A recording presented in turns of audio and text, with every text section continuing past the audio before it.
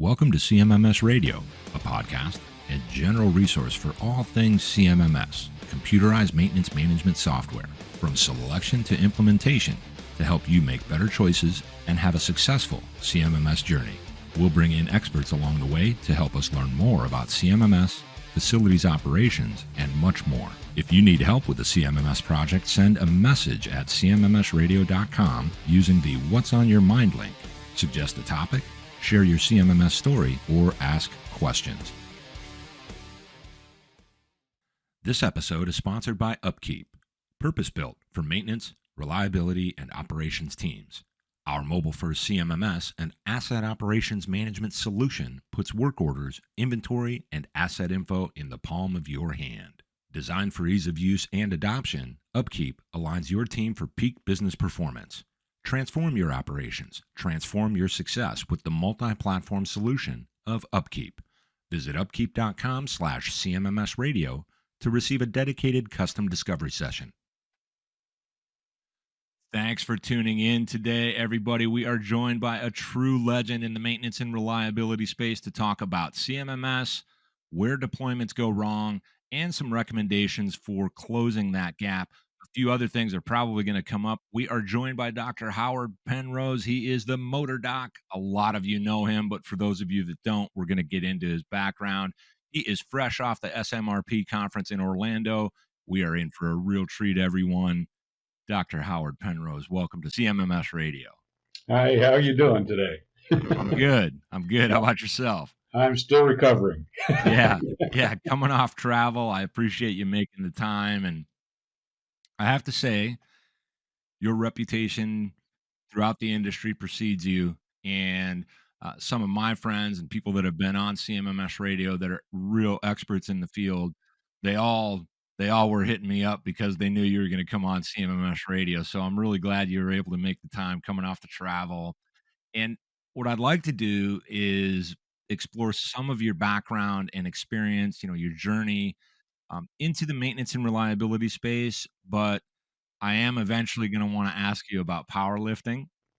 Yeah, kind of retired from that, but yeah, it's just an interesting subject. So we'll get to that one later on. But you were in the United States Navy. You're a veteran. Thank you for your service. And obviously, lately that's a big topic.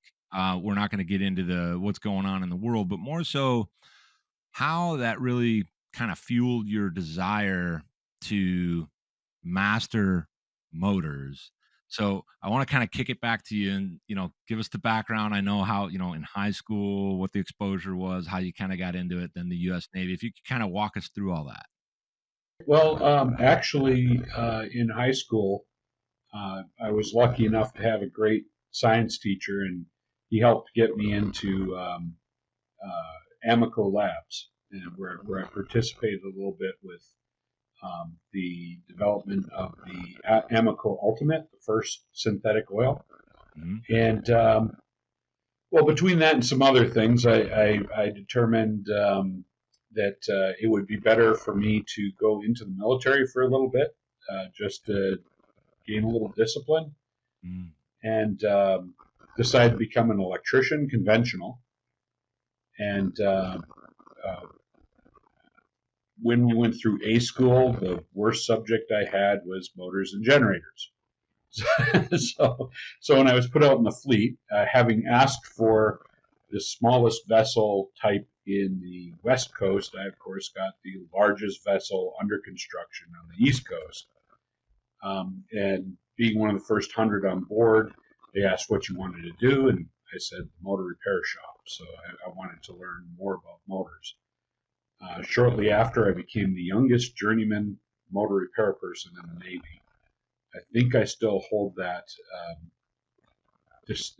position to this day, and was rapidly advanced to E5, held a chief's position, and managed most of the repairs for the Theodore Roosevelt, but for the battle group, we basically had first right of refusal. So after I got out, found out both my grandfather and my great-grandfather, all the way back to 1907, worked for Westinghouse Canada repairing generators along the border. Mm. So decided I would stick around in the industry for a while. So here I am, Yeah. discovering that if I decide to learn everything there is to know about motors, I'll be immortal. Well, But and that got involved in energy, got involved in Department of Energy, ran the Energy Resources Center at UIC for a short while, motor repair shops, all test at one point, back to motor repair shops after a short stint as a consultant, and then back into consulting. And yeah, here I am. yeah. And there was also you were teaching as an adjunct professor. I think that was at University of Illinois. Yeah, same time I was at the Energy Resources Center. So Academia doesn't make a lot of money, so you have to do more than one thing, basically.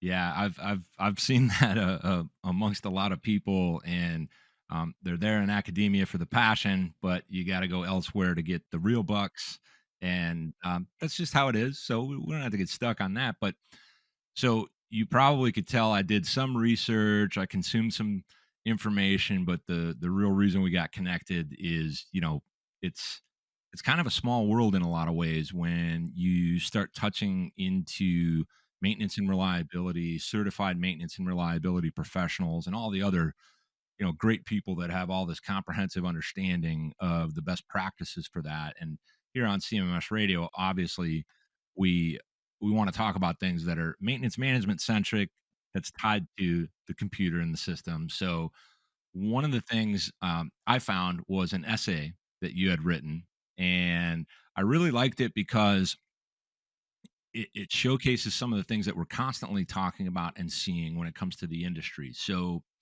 users that are seeking CMMS platforms or organizations that already have them, there's a lot of, and I'm going to say mistakes that happen very early on in how those solutions are identified, qualified, and then brought into these orgs.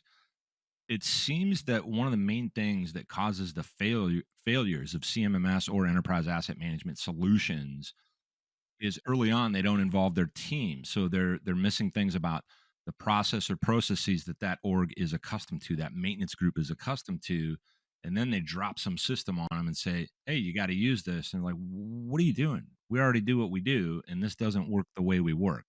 Can you talk a little bit about that, and how often you've seen it and how often you're still seeing it, and how do we solve that? How often am I seeing it? I don't think I not see it.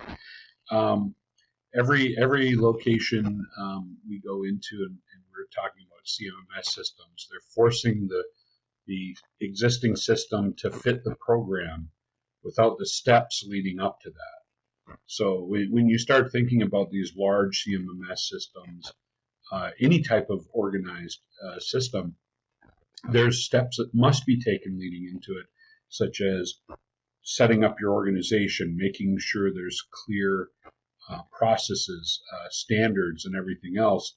I think one of my favorite was nomenclature. Mhm. When we were at General Motors, they used a large CMMS system. I'm not going to mention names of Yeah, CMMS systems, good, but good. they adopted a large one, and uh, instead of working on the culture, they said, okay, corporate's not going to force anything on each of the facilities other than you're going to implement this program. Each facility was left to do it on their own, and each shift pretty much did their own thing as well. So you ended up with, across the enterprise, you ended up with similar equipment with completely different names, not just by facility, but by shift. So Mhm. in a few cases, we were running into equipment that it would be almost as if where there were three or four of them, but there was actually only one, Right. or it wasn't there at all, and just a large number of similar errors. Just no process in place really to do it. And I ran into that basically everywhere we Yeah. went, everything we got involved in. Yeah. I did see a good implementation of it. And what happened was marketing and salespeople do this all the time. Oh yeah, it's going to be really easy to implement. You're not going to need to do anything. It's going to just do it itself. And at the National Institutes of Health, for instance, it started out like that, and then they discovered they needed a whole department, and that department worked with the system and started cleaning it up as they brought everything in. They were working along with a number of other initiatives, all having to do with reliability and maintenance. And I talk to the guys still once in a while. It's been a little bit since I've done work there, and it sounds like it's going a lot smoother. The biggest thing was teaching people to use it, and that's the other side of it. Is once you do have something together, it's making sure the information gets into it, back into it, all the feedback, and that the feedback is correct. So from the front end, we see the problems on the setup. On the back end, we see, just incorrect information put in because we're taught to get things done quickly. The emphasis is on wrench time and not including the paperwork or the feedback to go in. And then we turn around and we want to use that for our CFA. We want to use data that might go in the CMMS as well as other things for some of the new methodologies for machine learning it's machine learning, but they call it AI now. That's a whole other subject. But all these other tools we have available. And what we instead see is when things are wrong, we see it accelerated. So instead of seeing just a small error, we see it snowball. What I believe back, and I remember the essay because I turned it into a book. And at the time, I believe the quote that came back out of a study in Europe was 96% of implementations failed of specific types. I just read it earlier today. Yeah, it was the same statistic. It was, I want to say it was 87%, but once you're up into those high numbers on percentage of failures, I think that's all the same. So 85, 8 out of 10 or 9 out of 10. Yeah. And so the reality of that is that's bad. And I think the challenges, they seem to always be the same. You already mentioned culture, which is an absolute critical component of the success of your CMMS adoption, let alone how you go through the process of selecting it, identifying it. That's a challenge because there's 300-400 different systems out there, and everybody has different processes that they follow, which is why there's so many out there. But I think the reality in that essay that you wrote was really around the communication and how that really applies and what we're really trying to do. If you're trying to get people on board after the fact, that really increases your likelihood of failure because there's going to be low adoption. You've mentioned when we have, say, for example, in a plant environment, we've got a second or even a third shift. You're going to get lots of variability in how people are communicating because there's a lack of standardization. And what's interesting to me is I think each of those shifts of people, I think they really know what they're doing. But then when you introduce the technology, if it's too many clicks, they don't like it. If they have to fill something out, they're putting in done. No meaningful data. Well, it's less that. I mean, we're trained, and part of the reason we're in the business, right, the reliability and maintenance business, is to fix things. We like the puzzles. We like repairing things. We like get this done, move on to the next thing.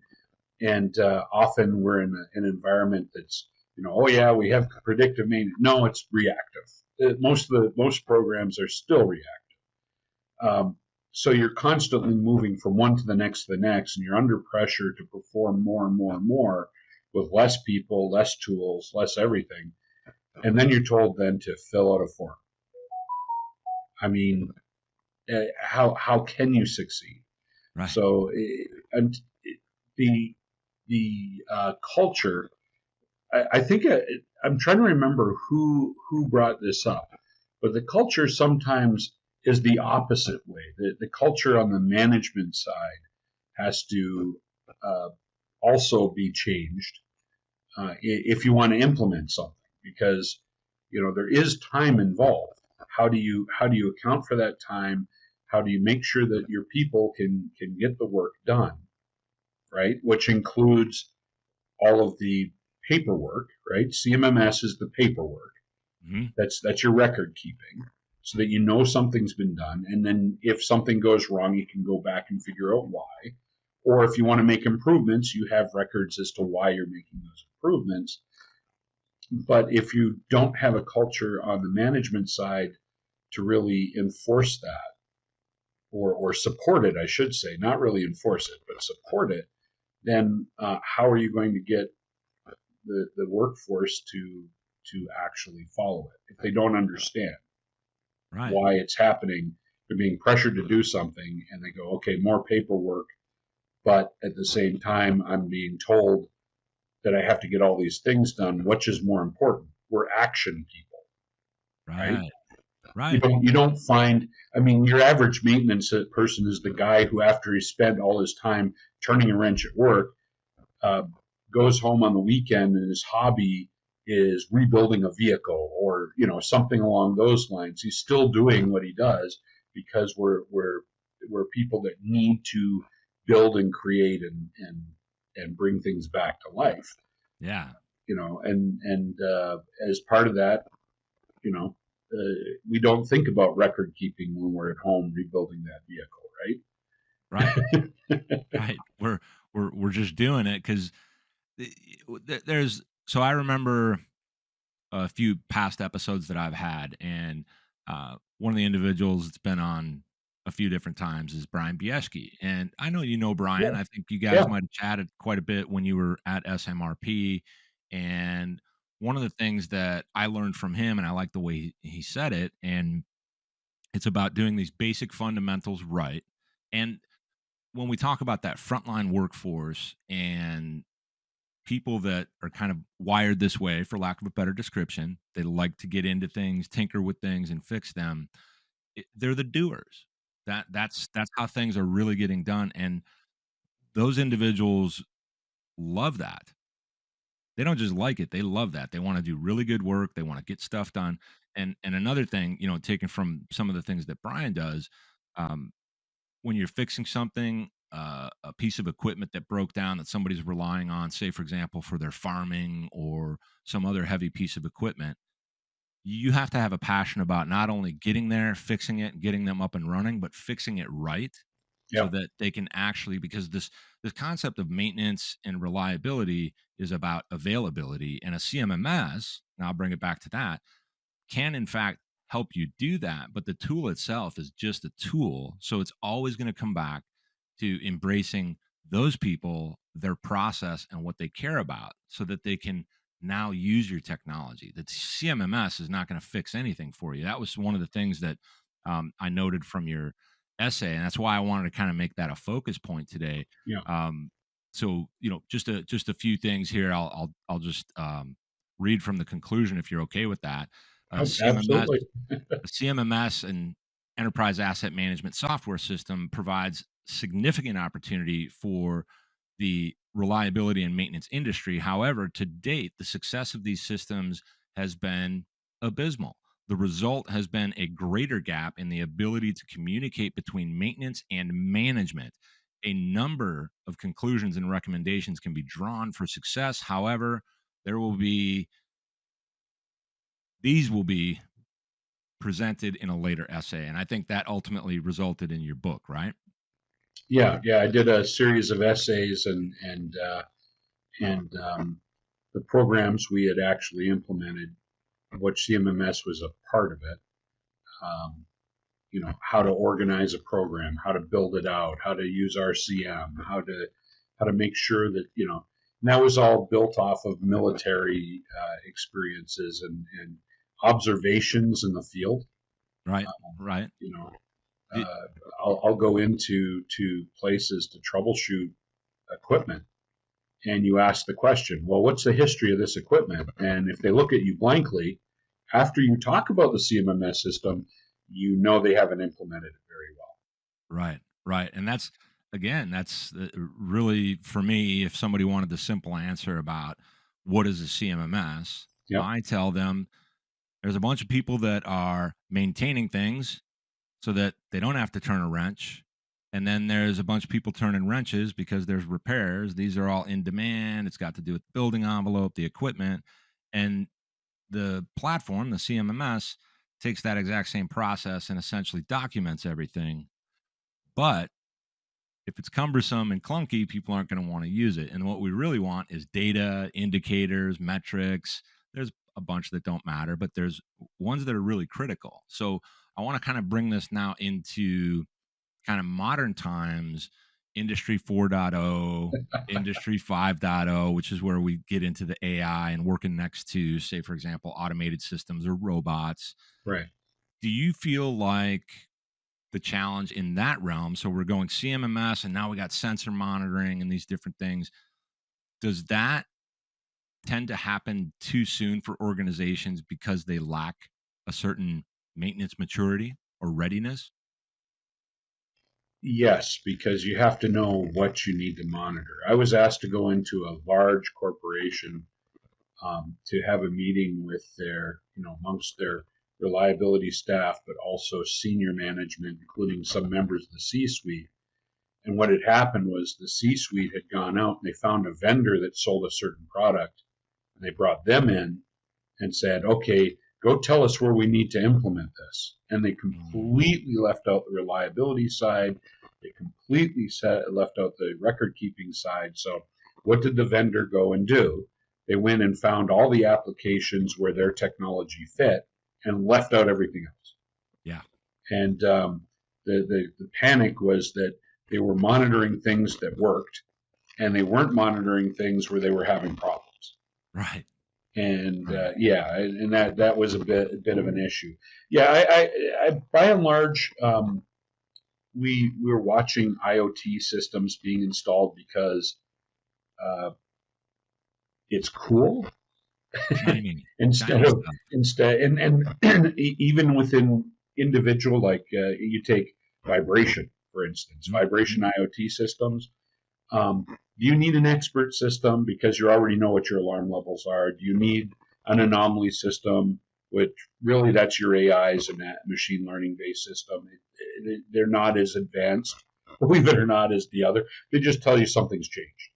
Right. And and do you need something else, or do you still need data collection while you're determining what you actually need down the road? And we're involved in this as well, of course, with a certain technology. And I'll often recommend go in, let's do some surveys, let's find out where the problem areas are, and then you determine, after you figured out what's critical, what isn't critical, and everything else, then we figure out where the best fit is for the technology.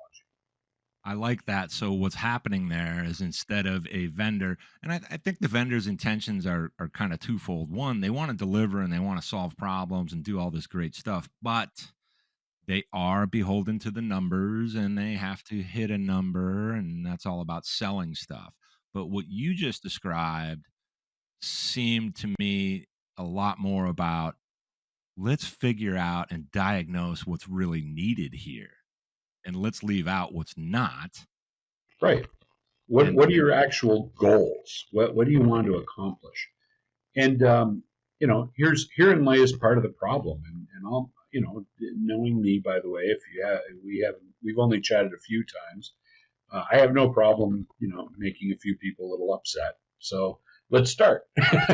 um, what I found, having been in the service industry, then been a customer, then everything else, and then getting into the instrument side of the industry, is people who come into the instrumentation industry, the IoT industry, that have no experience on the other side of things, think they've found a solution based upon the articles they're reading by people who also produce solutions based upon articles they're reading, and not necessarily what they're finding in the field, if that makes any sense, right? So there's often solutions being developed for problems that don't exist, or they're too shallow for the problems that do exist. And on the field side, yeah, they're not deep enough for certain things. On the field side, when you're out in the field doing the work, when you are the customer and you're looking at an overall plan, I'm an industrial engineer, so I look at everything, right? Everything and how it all interacts. And you start taking a look at that and you say, okay, this thing over here. So IoT devices start getting put around the fuse instead of what's driving that problem. Mm. So Okay, this is because an where instrument knows how to do that, so they apply this. So in the end, and this was my recent, my recent paper with CBM Connect was hey, where are we going? Because we've gone to automating reactive maintenance. We're not doing condition based maintenance. We're not doing condition monitoring. We're now doing automating the reactive side, so we get a trigger right before everything fails instead of identifying the things that drive the failure. And when you only have experience with a specific technology and not the field experience to go along with it, you focus on that. So when I start watching the marketing, the training, and as we've transitioned away from the older folks from the 1990s, when a lot of this was relatively new, I'm sorry, IoT, machine learning, AI, I used to teach it as an industrial engineer, right? So in the 90s, and it was old then. This is not new stuff. And but when you come in and you're hyper focused on finding a fault, you're not solving a problem. You're just identifying that a fault exists, it's already failed, and you're going to fix that. That's reactive maintenance by definition, right? yeah. And when you're in the instrument side and you're doing whichever technology and you're focused on the failures that you can detect, you're no longer providing a condition monitoring system. You're now providing an advanced idiot light. Like we have on So our cars, right? exactly, yeah. I mean, I watched when we were working on the hybrid Tahoe, the Volt, and some other stuff. I mean, we started having advanced diagnostics built into the electronics. As a driver, I could pull up and I could see all the temperatures going on everywhere in the transmission, everything else, and I had a few others because I was driving a test vehicle. But as far as everything else goes, the person who owned the vehicle could go pretty deep into what's going on in their vehicle. Now they're backing off to dummy lights again. Mm. Even the IoT thing. Do I get an alert from the system I have set up with my vehicle through the dealership that there's a certain amount of wear, or there's some condition? No, it's you need your oil change now, or oh, by the way, you have a flat. Right, and, right, and when you're driving, it's like I know I have a flat.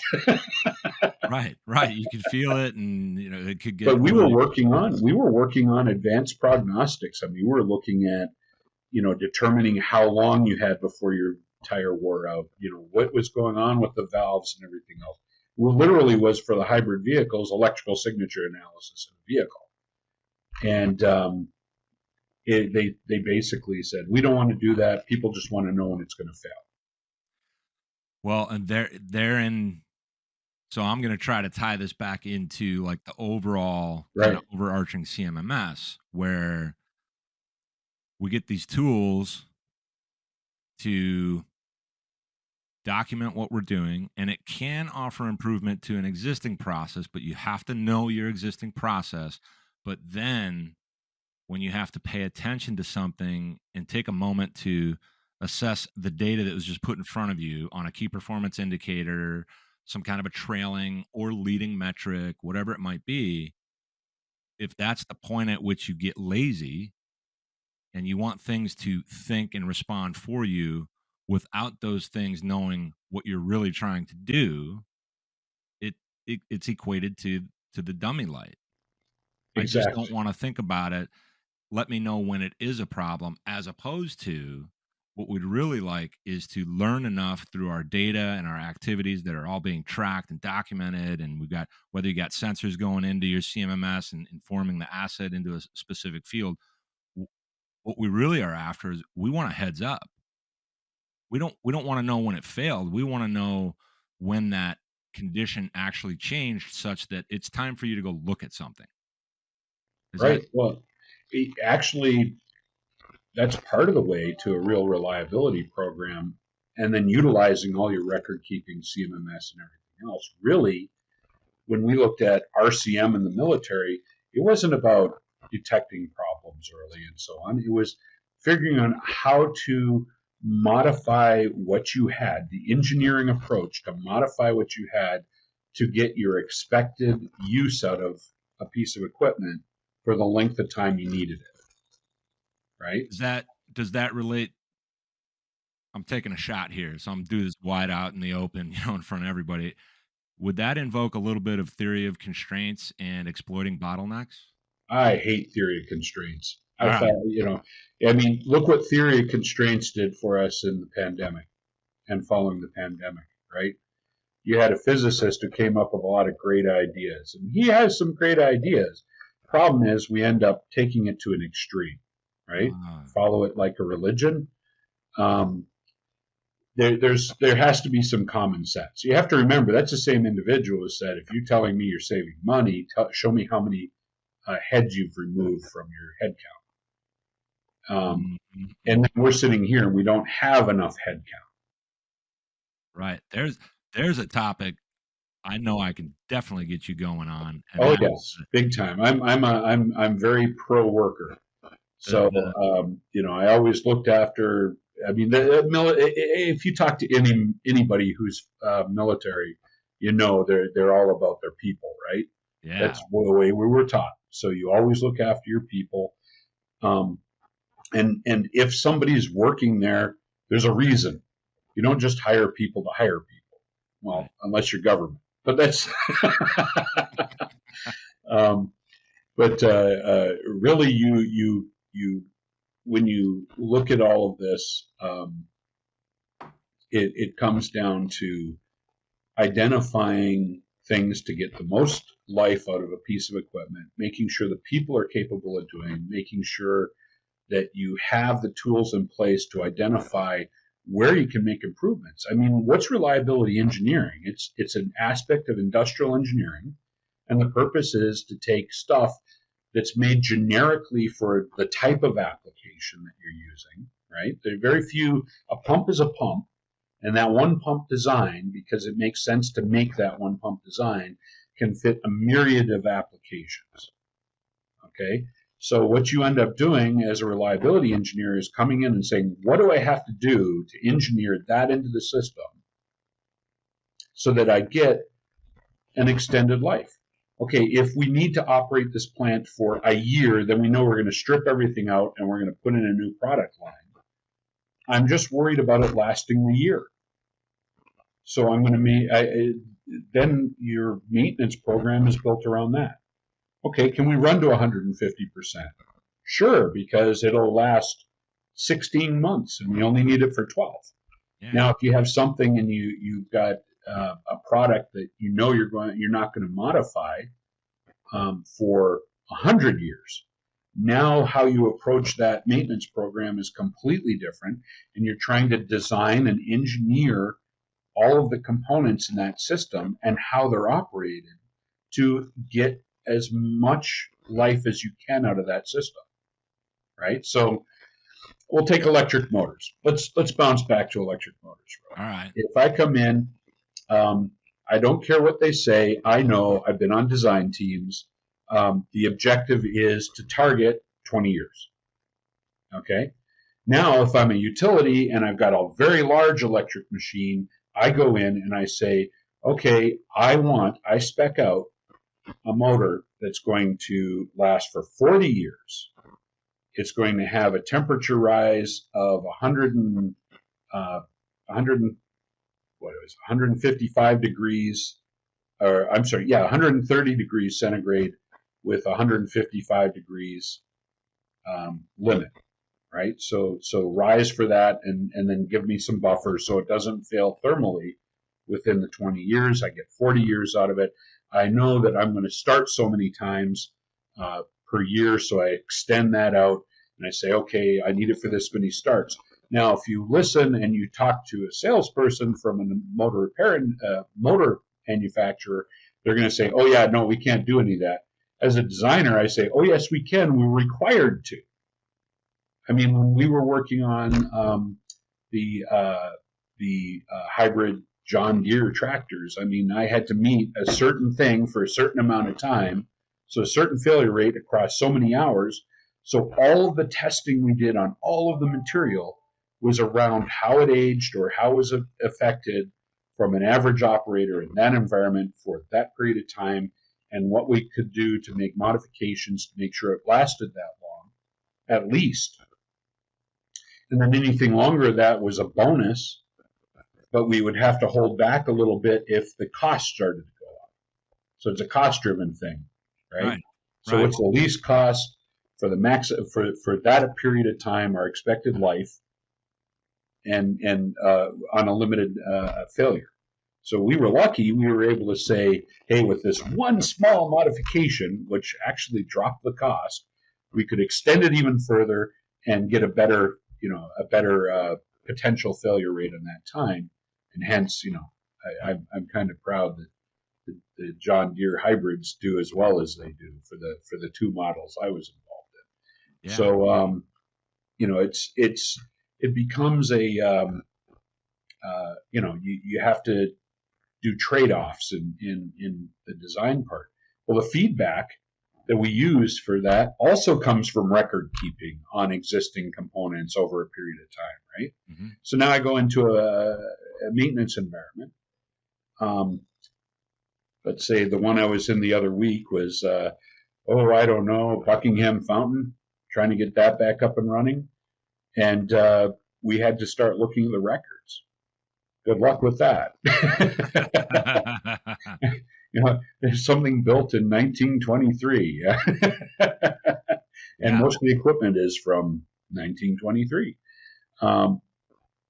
So when you start taking a look at the CMMS system, the record, especially when you're taking a look at that amount of time, when you're taking a look at the reliability and maintenance program, it's not so much about detecting problems in the system. It's more about how much time do I need from the system and how accurate do I need to make it? What are the other business goals I can make? I mean, that was the point of my presentation at the program, at SMRP. SMRP, Yeah. where I'm like, okay, your companies are looking at energy cost reduction because energy prices are going up, and they're looking at emissions reduction because that's a marketing thing, or corporate goal, whatever reasoning they have for that. So how do you tie your maintenance program to that? Can improving your maintenance program? Well, Department of Energy in the 1990s, along with OEMs and end users across all the challenge programs, found out the number one way to accomplish that was through the proper application of maintenance. If you bring in an energy expert, I'm actually going through and I'm reviewing the Certified Energy Manager program right now for fun, and they have a whole section. It's like the number one way of improving energy is maintaining the equipment. Department of Energy, number one way, maintaining the equipment. Every study we've done, it comes down to maintaining the equipment. And then, if the equipment's old and broken, then you move it into something newer and more efficient. Right. Um, Right. There is. and and these are Go ahead. goals that you can accomplish. The the approach to this and what we've talked about today seems that if organizations and the teams can't get, say for example, the business connected to the maintenance and look at it that way, like holistically, and then if they're also unwilling to slow down just a bit to find out who, what, and why. Bring your teams in, get your frontline workforce in there. If you're in leadership, go spend a little bit of time on the floor, if you will, or in the facility, see what's really happening, get everybody to a better understanding. Those things have to be done to significantly increase the probability of success in a CMMS deployment and actually getting the benefit, because finding that tool, getting that tool, spending all that time and money, if you're doing all that, add that extra time ahead to do the assessments of your team, make sure everybody's on the right path, and spend that time once you've made the selection to actually implement, do regular training, and make it a requirement. You don't have to beat your people up. You just make it part of the job and give them ways to be successful with it. Give your maintenance people handheld devices with 2, 3 clicks to get their stuff done. Give someone at a desk putting in a request. Real simple. I got a tablet, bang, bang, bang, done. I'm just doing my work. And then give all the people in the C suite, management, the board, all your nice KPIs and report data.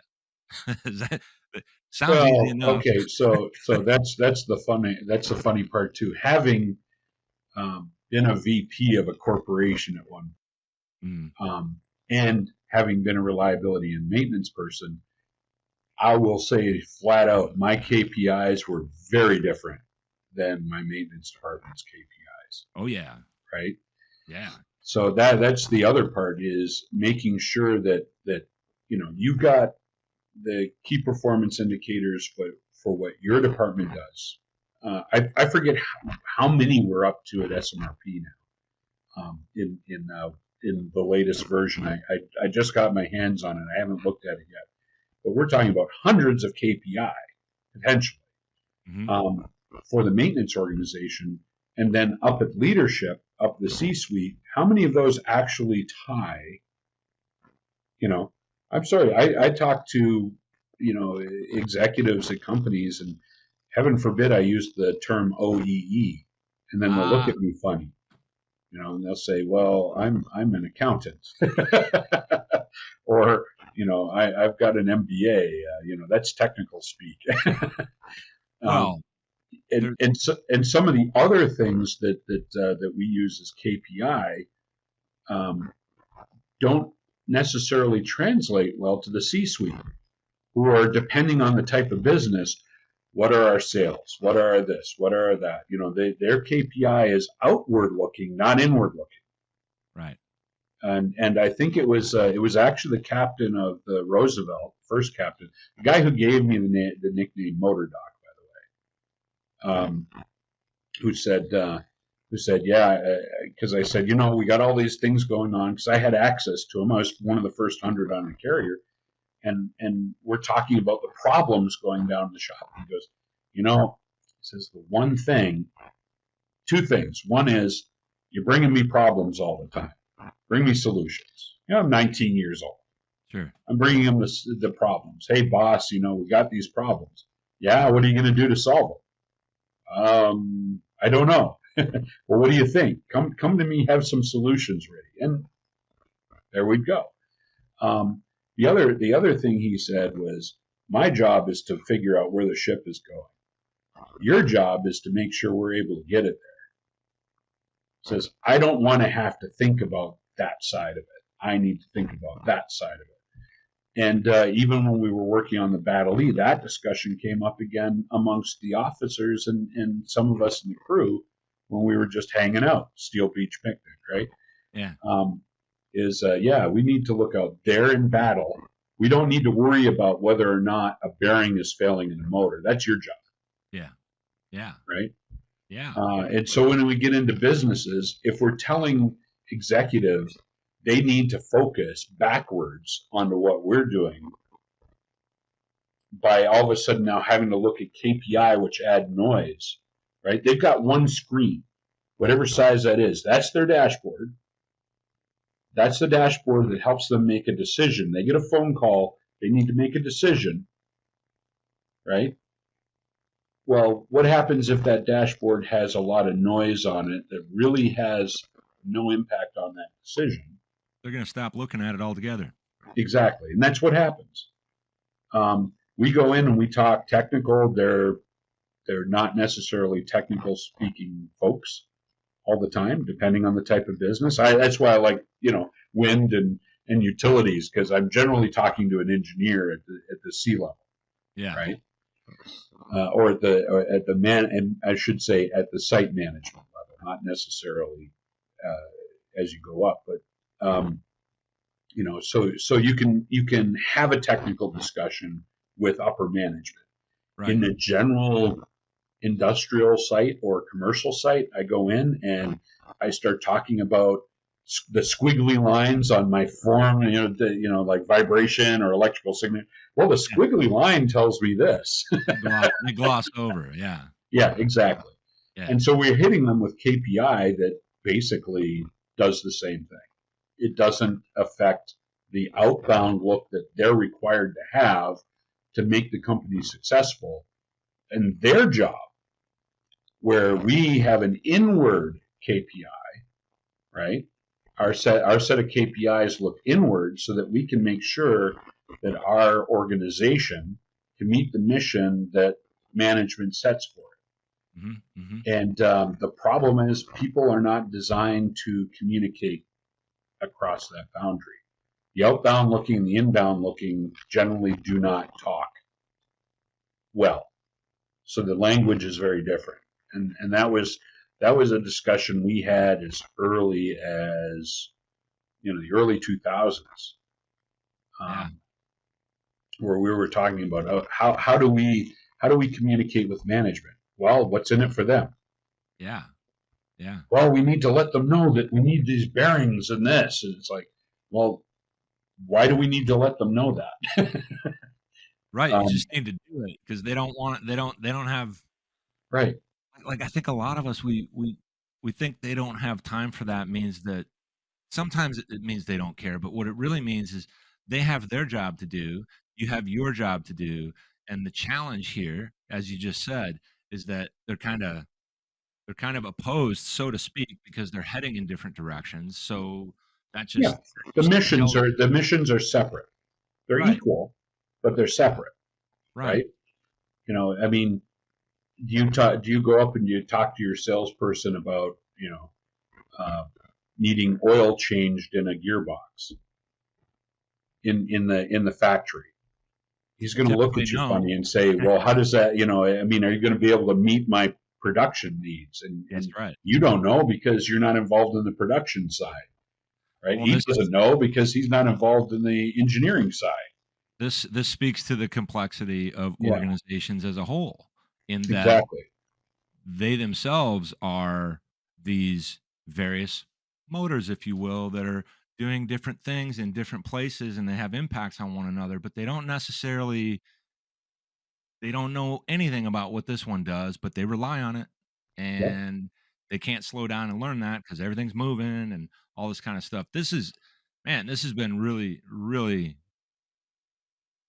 great to have the conversation because I'm kind of fascinated with how you put it all together in real time while we're talking, and I definitely want to do this again. But I got a couple of fun questions I want to ask you. Just as I wrap up episodes, sometimes I've got these 3 questions that I've been asking just because it's kind of fun and interesting. And hey, it's Friday. Let's have a little fun. So, number 1, what is your favorite music? Oh, I thought you were going to say color. Now I gave away my favorite movie. Favorite type of music? There's actually several. Depends on my mood. Definitely heavy metal. All right. And then there's also a lot of old folk music. All right. I grew up in Newfoundland, Canada. Okay. So Ryan's Fancy, Irish folk music, some of the medieval type, that type of thing. Doesn't have to be in English. I like some of that once in a while. That's my relaxing stuff. All right, good stuff. But if I'm sitting here right before we got on because I needed to stay awake for some data entry stuff I have to do for next week. I'm gonna guess. I had some Mushroom Head and metal, some other stuff on. All right, I was gonna guess Metallica. So Oh, definitely Metallica. Yeah, That's a given. yeah, for sure, for sure. All right, so next fun question: favorite sport or hobby? And I tried to prime you on this much earlier in the Yeah, yeah, episode. yeah. My personal favorite sport. Well, I'm involved in strength sports, or I have been. Unfortunately, some stuff that happened during 2020, some health stuff, has taken me out of it for now. I probably will return later, but powerlifting definitely, um, Yeah. and strongman and all the other related sports. I've had some hand in it over the years, Have to the you? point where I owned the largest gym in the United States at one point, Wow. the Yeah. largest powerlifting gym in the Right. United States, and then uh, sold that just over a year ago to my partner. So to my former partner. So uh, yeah, so we yeah, it just took me out of the sport. I mean, Yeah. that I took that 30 to 40 hours of training a week and put it into the business, and I think people are starting to see the impact. Well, we won't belabor that at all. But No, uh, no. Now I have to do something nasty called cardio. oh Um, yeah, yeah, yeah. anything Well, more than 5 steps cardio. yeah. There you go. There you go.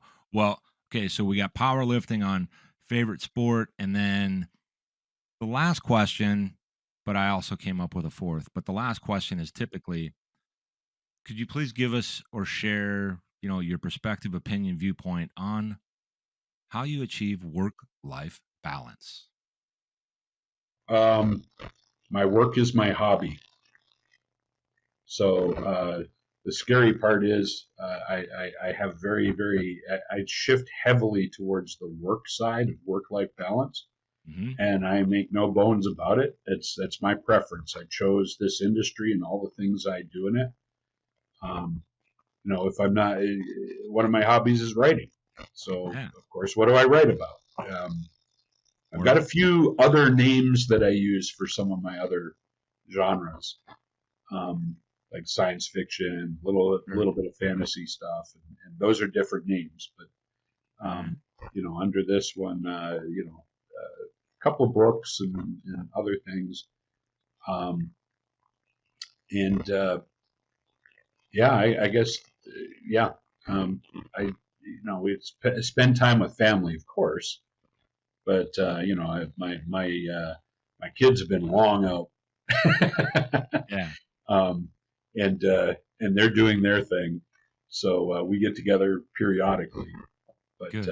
more or less, yeah, work is work. And people ask why I drive a lot. It's because that gives me a chance to see the country. Yeah. So that's the other hobby, is stopping and seeing historical things and or interesting things. Yeah. Um, We we but outside of that, yeah, if I'm not working on something, we opened the lab where I am now, so I can play with toys and if some of those come up as useful things that we can apply in the world, then that's fantastic. For every 10 things I work on, one becomes a product. very The other cool. ones were fun. Yeah. Ooh, another explosion. Yeah. Yeah, yeah, yeah, yeah, yeah.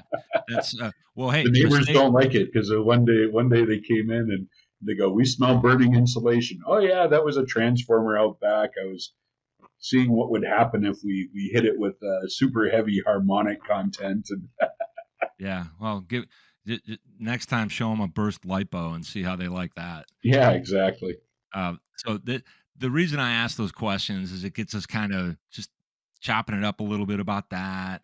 And there's no right answers, and people can listen to it and go, "Oh, I can appreciate that," and they get to know you a little bit better. So, as as far as people reaching out and getting in touch with you, um, I think the best way is for them to just find you on LinkedIn and connect to you there. You're Yeah, fairly I've dropped active. all other social media. I mean, the pandemic showed the nasty side of the internet. So yeah, LinkedIn. LinkedIn seems to be the most tame.